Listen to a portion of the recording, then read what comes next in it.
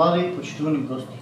Во врска ми да ви известам дека врз основа на поднесената документација при управата на матрична служба од Кочани, исполните се сите услови да се случи овој брак. За бракот да биде полноважен, потребно младите да бидат запознаени со дел од Законот за семејство и да одговорат на неколку прашања. Од Законот за семејство, прашања за брачните другари. Дали младоженците имаат забелешка по извештајот на матичарот? Има ли забелешка? Не знаат они многу млади. Дали по своја слободна волја склучувате брак? Дали не сте роднини по крвно сродство и сватоство? Не. Не сте роднини? Дали знаете еден за друг за својата здравствена состојба? Салона, значи големи За сведоците, дали младоженците по своя свободна воля сключват брак. Да. Дали не са роднини по кръвно сродство и сватоство? Не. Не са роднини. Не. Дали присутните младожници се тие, що сакаат да сключат брак? Тие са. Да. Член 6. Бракот е со законно уредена заедница на живота маж и жена, во која се остваруваат интересите на братите другари, семејството и обществото. Односите меѓу брачните другари се заснуваат врз основа на слободна одлука на мажот и жената да склучат брак, врз основа на нивната равноправност, меѓусебно почитување и заедно помагање. Член 19. Бракот не е полноважен кога согласното за склучување брак е дадено по присила или во заблуда. Член 31. При склучување на бракот, брачните другари може да се спогодат да го земат презимето на едниот или другиот брачен другар и секој да го задржи своето презиме. Или секој од нив на своето презиме да го додаде презимето на другиот брачен другар. Или едниот брачен другар да го земе презимето на другиот брачен другар. И на тоа презиме да го додаде своето презиме. Член 32. Секој брачен другар е независен во изборот на работата и занимањето. Брачните другари спогодбено одлучуваат за местото на заедничкото живење и за водењето на заедничкото домаќинство. Член 33. Дали брачните другари секој според својата способност да се грижи за задоволување на потребите на семејството. Член 66 од законот за собственост и други стварни права. Имотот на брачните другари може да биде заеднички и посебен. Член 67.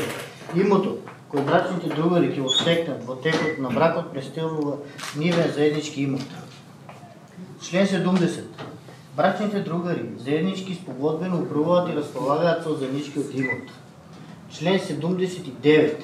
За обврските што едниот брачен другар ги имал пред склучување на бракот, како и за личните обврски што ќе ги прими по склучување на бракот, не одговара другиот брачен другар. Брачните другари одговараат солидарно за обврските што едниот брачен другар ги примил спрема трети лица за намирување на тековите потреби на брачната заедница, како за обврските што ги според општите прописи ги товарат двата брачни другари. Прашање за брачните другари.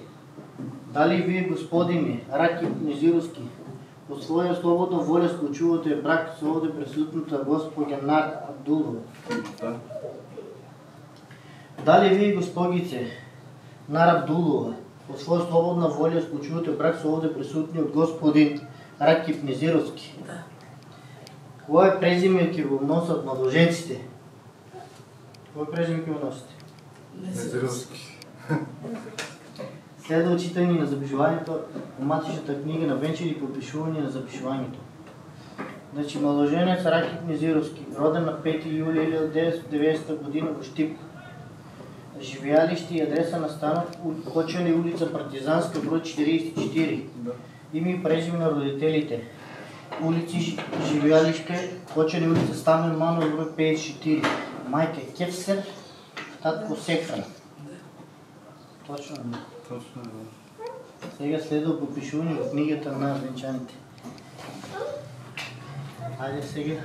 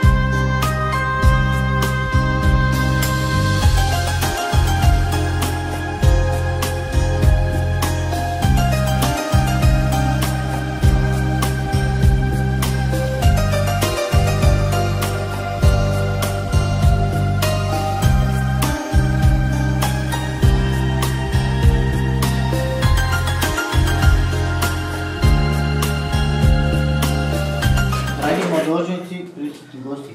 Бракот се уредува со закон само кога тоа што го не може на друг начин. Затоа не дозволувате законот да ви го уредува бракот. Уредете го бракот сами, хубаво и похубаво на било кој закон што тоа може да го предвиди. Законот вели дека мажот и жената во бракот се равноправни, но всушност тоа значи зголемете ги своите обврски за да не ги загразите правата на својот брачен другар. Ви посакуваме да биде убаво, да трае долго, да се радувате еден на друг и да живеете со убедување дека денес завршите една од најважните водноновите работи во животот.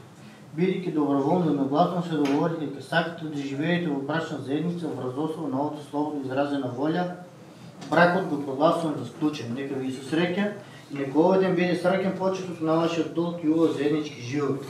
Честито. Честито.